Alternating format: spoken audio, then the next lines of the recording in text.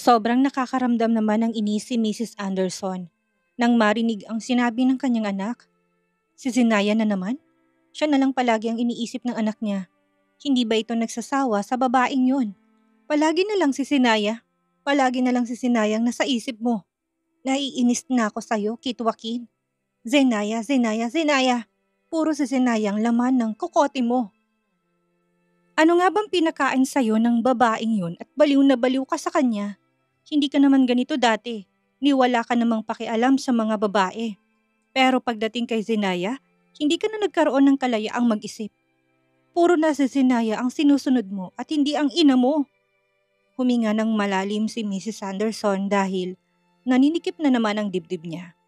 Nasaan ang pinagmamalaki mong babae? Naroon.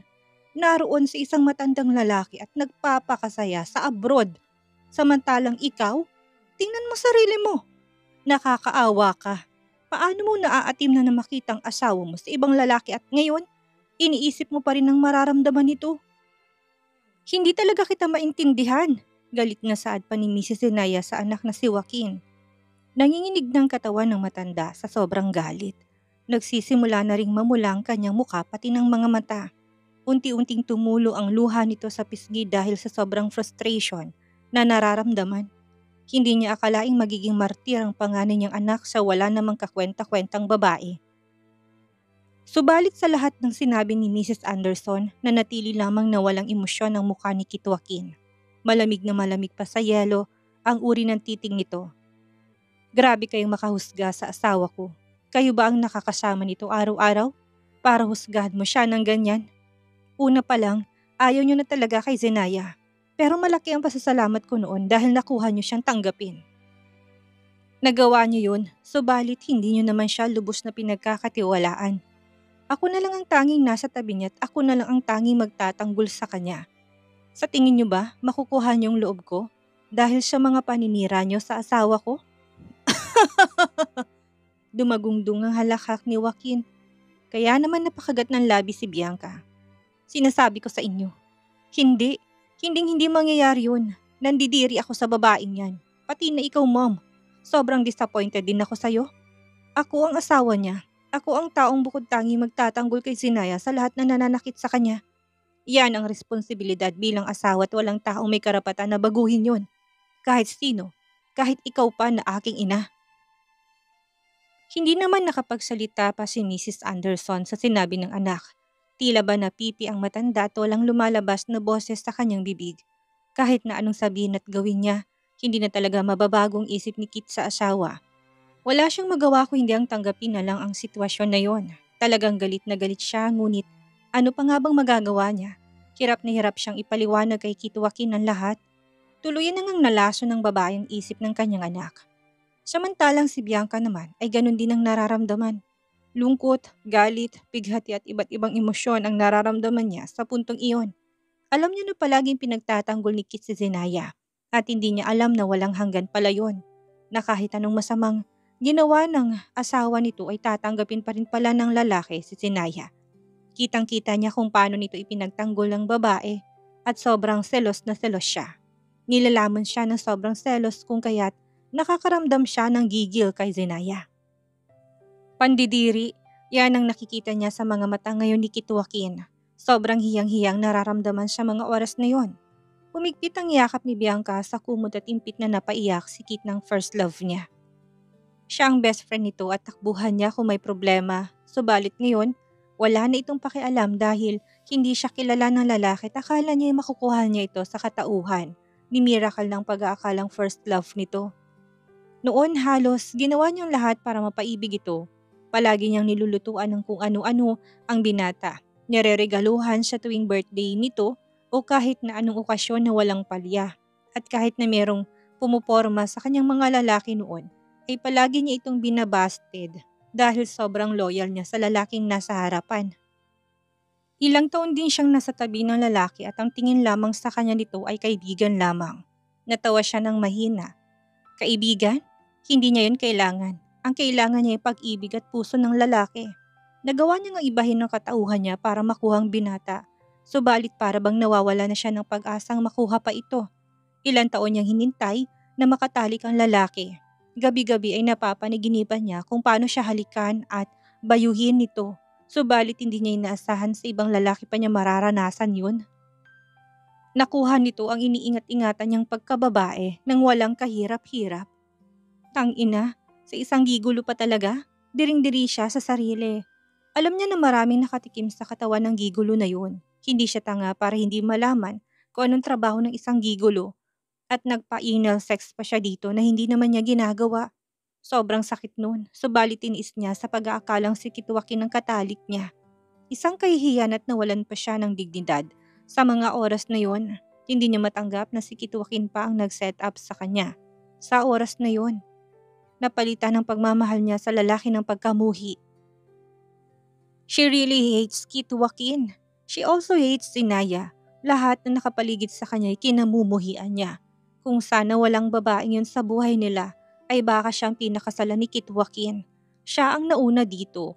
Ilang taon niyang pinagsilbihan ng lalaki. Taon siyang umasa na mamahalin siya nito, subalit lahat ng yun ay walang kwenta lamang sa lalaking ito.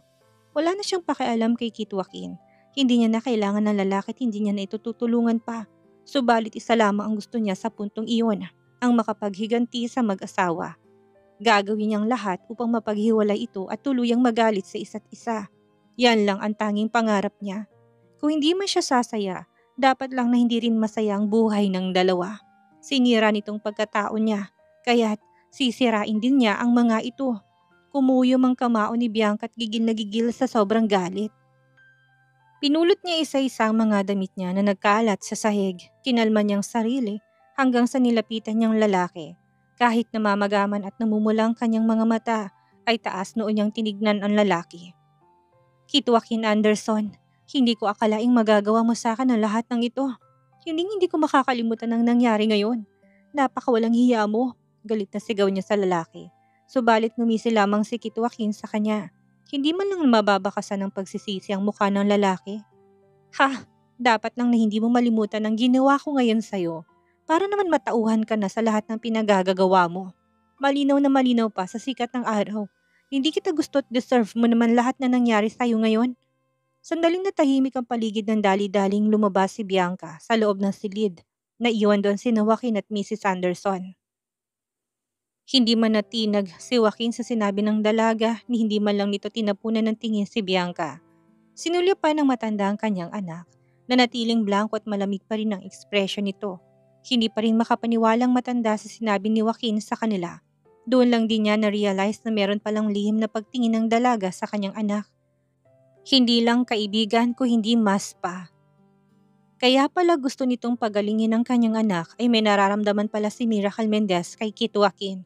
Akala ng matanday na intindihan ng lalaking pinaguhugutan nito dahil magkaibigan sila ng ilang taon subalit naging marahas pa rin si Kit Joaquin sa dalaga. Hindi pa rin ito pinalampas ang ginawa ng babae at ni isang bakas ng konsensya sa mukha ay wala siyang nakita. Her son was ruthless and merciless. Hindi man lang naawa kay Dr. Miracle. Huminga ng malalim si Mrs. Anderson at napailing. Umalis na lamang siya nang walang paalam sa anak at umuwi sa kanyang tahanan. Hindi malamang siya sinundan ng lalaki. Wala na talaga itong pakialam sa kanya. Nang makauwi si Mrs. Anderson ay agad na pinatawag niya si Greta upang palitan ng lahat ng gamit na nasa master's bedroom. Lahat ng gamit na nandoon ay pinaalis niya at walang itinira pa. Siguro gagawin na lamang niyang guest room ang silid na yon at magpapagawa ulit ng malaking kwarto para sa kanila ni Zenaya. Ngayon at wala siyang tulugan ay mas minabuti na lamang niyang matulog sa kanyang study room. Ayaw niya nang pumasok at matulog doon sa master's bedroom dahil sukang-sukat nandidiri na siya. Ayaw niyang maaamoy ang malanding babaeng yun. Nang makaupo siya sa harap ng kanyang study table, mabilis niyang kinuha ang phone sa telepono upang balitaan ng asawa. Base sa kanyang kapatid kanina, si Zinaya daw ang nagplano nito kasama sina Thunder at Luke. Hindi raw kasi siya makontak ng dalaga, kaya ang dalawang pasaway na lalaki na lamang ang inistorbo ng asawa niya. Ilang ring lamang ay kaagad na sinagot ng babae ang telepono. Napangiti siya nang bumungad ang magandang mukha ng asawa niya. Tila ba gusto niyang maluha dahil nakita niya na sa wakas ang asawa niya. Ilang araw din kasi itong busy sa appointment nito. Siya naman ay sa kanyang trabaho. Tumalon ang puso niya nang makita niyang ngumiti ng matamis ang asawa sa kanya. "Kamusta?"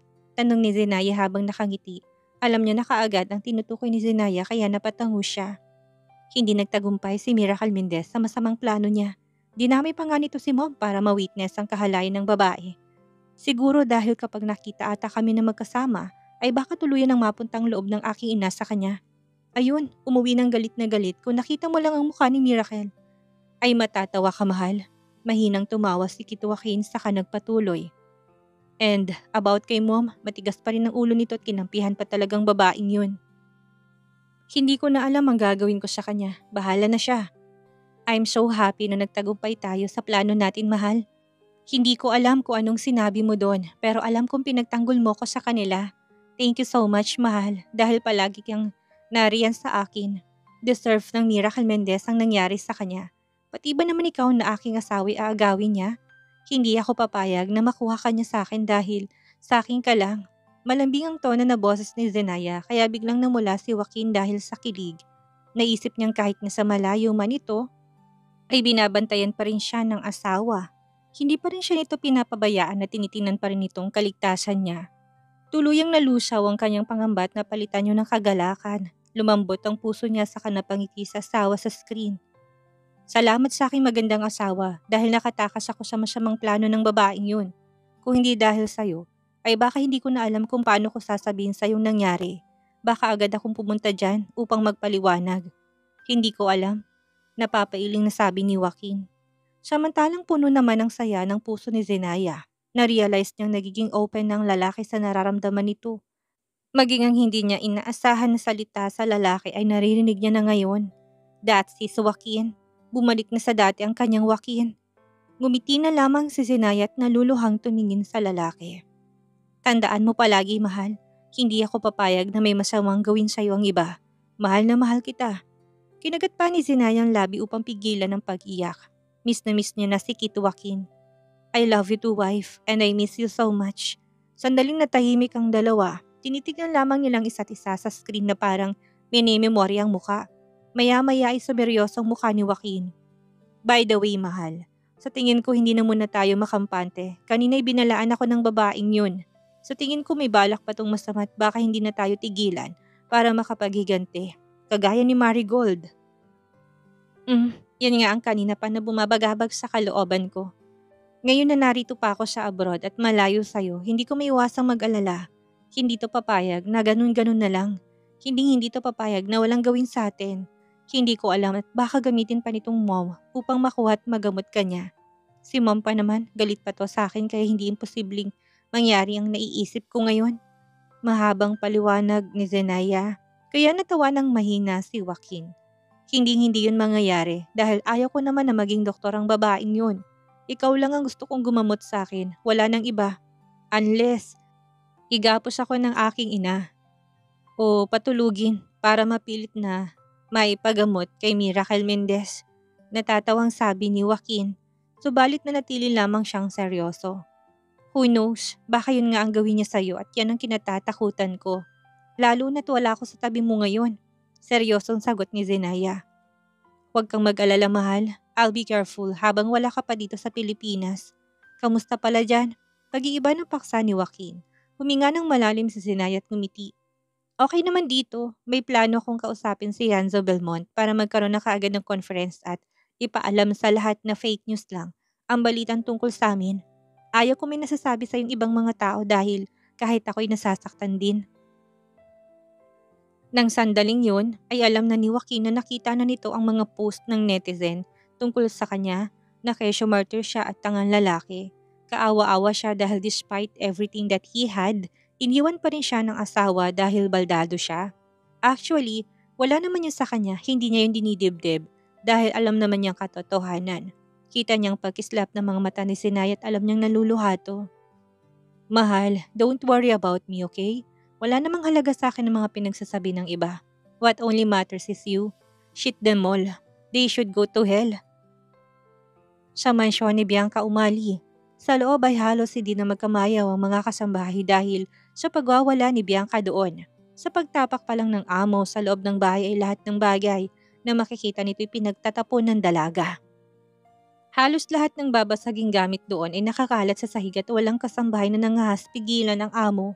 Takot na takot ang mga ito kay Bianca at baka sila pang mabuntunan ng galit ng dalaga. Bakit? Bakit nangyari to sa akin? Bakit natalo ako? Bakit ginawa sa akin to ni Kitwakin? Hindi ko tanggap. Ang sakit-sakit! Sigaw ni Bianca habang patuloy na umiiyak. Kinuha pa nitong malaking TV sa sofa at inihagis yun sa sahig pati ng mamahaling vase na binili niya sa US. Ay binasag niya at walang pakialam kahit ng mahal ng presyo nito. Bakit mo ko ginaganito, Kit? Ginawa kong lahat sa'yo. Binigay ko mga taong dapat na ginugugol ko sa ibang lalaki pero ano ang napala ko? Sakit! Sobrang sakit! Sigaw pa ni Bianca. Nang mapagod siya kakasigaw ay napaupo na lamang si Bianca sa sofa. Alam niyang pinagtitinginan siya ng mga kasambahay ngunit wala siyang pakialam. Alam ng mga to na sa puntong mga hasitong lumapit sa kanya ay katapusan na ng trabaho nila. Tumawa siya ng malakas dahil sa sobrang sakit. Pinaghahampas pa niyang kanyang dibdib para maibsan lamang ang nararamdamang hapdi. Ngunit wala man lang epekto yon. Ilang minuto rin niyang kinalmang sarili at nang huminto ang iyak niya ay kinuha niya ang telepono sa bulsa. Kailangan niyang makuha ang loob ng ina ni Kitwakin. Kanina'y alam niyang nasa side niya ito. Ito lang ang pag-asa niya upang makapaghiganti sa dalawa. Galit na galit siya ngunit wala na siyang oras para magmukmuk pa. Kailangan niyang kumilos bago pa man siyang maunahan ulit ng mag-asawang yun. Hindi man lang nito na-appreciate ang kagustuhan niyang gumaling ang lalaki. He is really cruel and she hated him. Lumipas ang segundo nang sinagot ni Mrs. Anderson ang tawag niya. Hello, Dr. Miracle. Bakit ka napatawag? Nang marinig niya ang boses ng matanda ay malakas siyang humagulhol kaya rinig na matandang iyak niya. Hindi naman alam ng matanda kung anong sasabihin kay Bianca para lang mapatahan to. Iniisip niya kung ano nga bang salitang magpapa-comfort sa dalaga. Subalit wala siyang maisip. Gulong-gulo pa rin siya sa mga oras na yon. Hindi niya alam kung paano nga ba magre-react na ngayon alam ng matanda na may gustong doktor sa kanyang anak na may asawa na. Huminga ng malalim si Mrs. Anderson. Dr. Miracle, siguro tigilan mo ng aking anak. Alam mo naman na kahit pagbalik-baliktarin mong mundo ay may asawa ng aking anak. Hindi mo siya pwedeng gustuhin, lalo pat nanggaling na sa kanya na hindi ka naman niya gusto.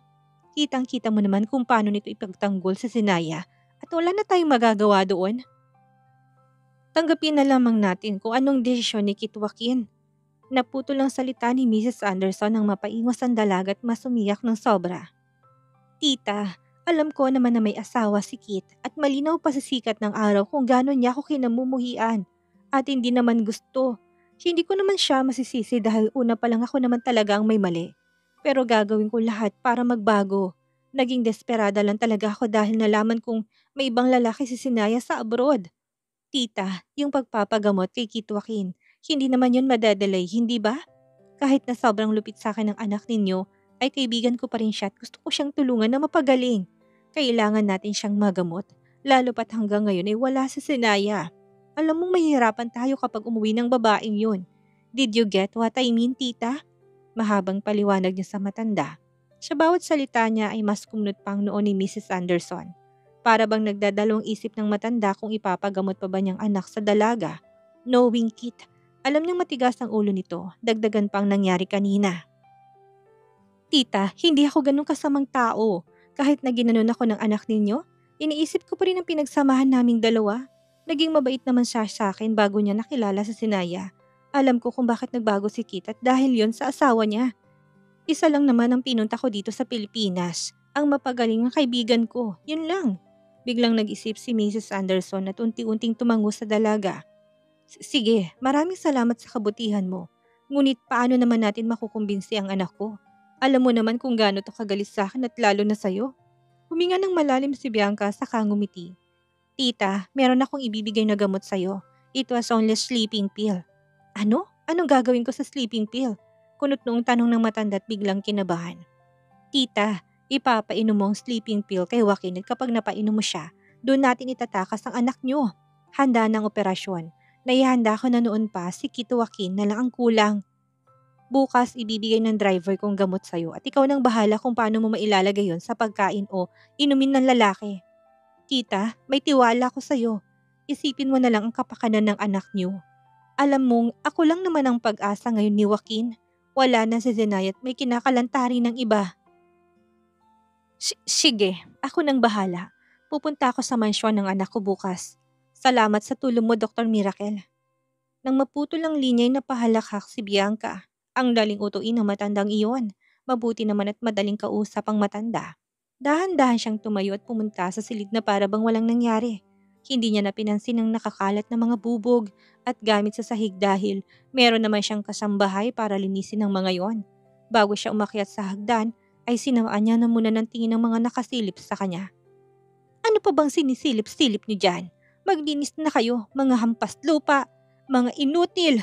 Sigaw niya kaya nagsipagtakbuhan ng mga kasambahay sa kalat na ginawa niya. Dahil sa sobrang pagpanik ay ang ibang kasambahay ay nagkasugat-sugat dahil sa bubog, subalit walang pakialam si Bianca doon. Mga bobo! Sigaw niya at mabilis na umakyat sa hagdan.